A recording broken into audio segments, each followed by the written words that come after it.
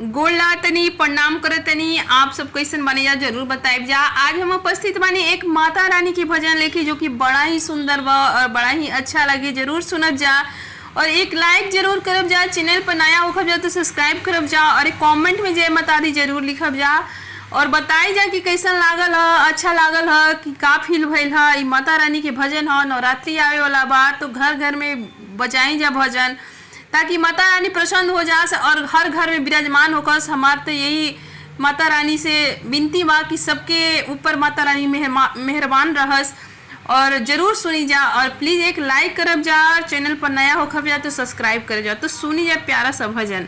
दियावा तो जरत बाड़े लागते नइखे अंजोर, दियावा तो जरत बाड़े लागते नइखे अंजोर, कि कवनवे गुनावाए मैया डाली देलू हो भोर, कि कवनवे गुनावाए मैया डाली देलू हो भोर।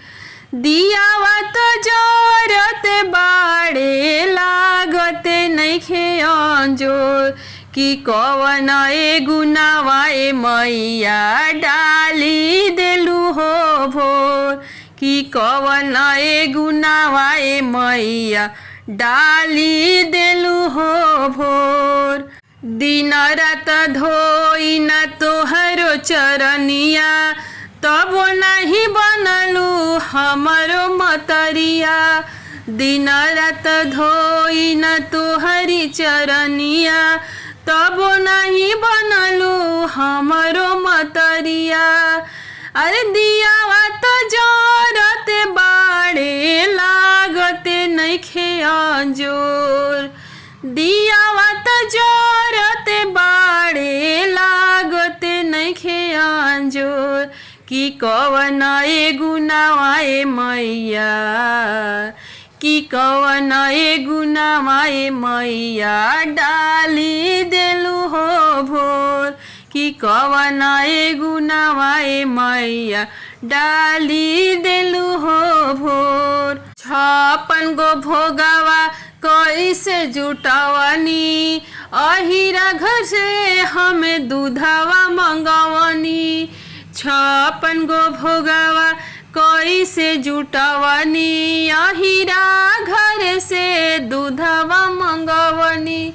फूलवा चढ़वनी मैया नहीं लागते खुश, फूलवा चढ़वनी मैया नहीं लागते खुश, कि कवनवे गुनावाए मैया डाली देलू हो भोर, कि कवनवे गुनावाए मैया डाली देलू हो भोर।